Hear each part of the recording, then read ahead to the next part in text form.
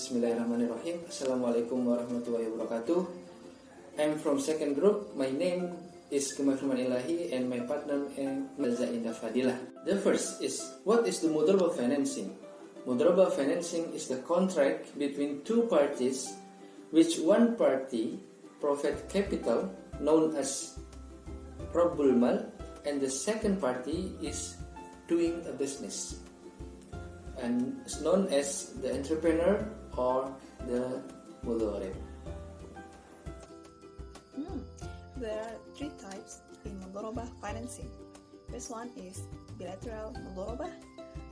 The second one is the multilateral Mudhorobah, and the last one is two-tiered Mudhorobah. And the next is the principle of the Mudhorobah financing. There are two principles of the Mudhorobah financing. The first is the offer and acceptance, which means the contract must be written in detail, implicitly and implicitly. And the second is the capital. The capital must be in specific amount and type, and the capital cannot be in the form of the debt. We will try to elaborate the Mudhorobah financing in two different banks in two different countries. We will choose the local Islamic bank in Malaysia, Bank Islam, and the international bank in Indonesia, Bank Rakyat Indonesia Syariah. Bank Islam has the widest dedicated Islamic banking network in Malaysia with 154 branches and more than 1,200 self-service across the country. And the next is the background of the BRI Syariah. BRI Syariah is a subsidiary from the BRI Conventional in Indonesia. And in 2018, BRI Syariah was the first Islamic bank which listed in stocks exchange.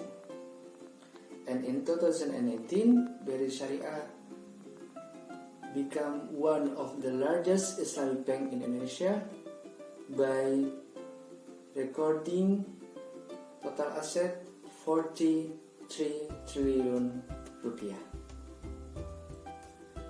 And going to the issue of the BRI Syariah, in 2020, the government of Indonesia merged three Islamic banks, which BRI Syariah, Mandiri Syariah Bank, and BNI Syariah. And the result of the merger is the total asset of these three Islamic banks reached 214 trillion rupiah. So, basis of preparation in BRI Syariah. The first is the regulatory framework. BRI Syariah in Indonesia use SFAS, Statement of Financial Accounting Standard, as well known as PSAK, Pernyataan Standar Akuntansi Keuangan, number 101, Financial Statement of Syariah. And in Mudhorobah, they use SFAS number 105, Accounting for Mudhorobah. And the measurement of the financial report, they use historical cost basis and accrual basis.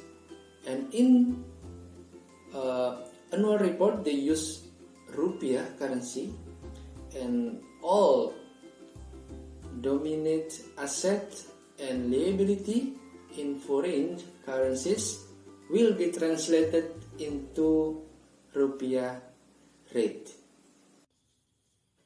For the Bank Islam, the regulatory framework is using MFRS, which is Malaysia Financial Reporting Standard.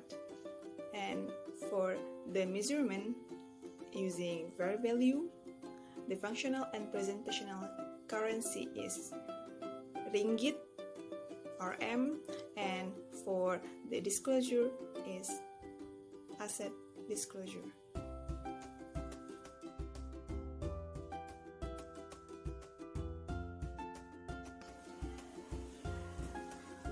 Alright, from this explanation, we can conclude that BRI Syariah already comply with the Sharia standard, and the Mudhorobah financing is not popular among customers in BRI Syariah.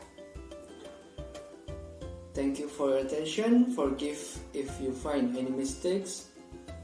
That's all for us. Wassalamualaikum warahmatullahi wabarakatuh.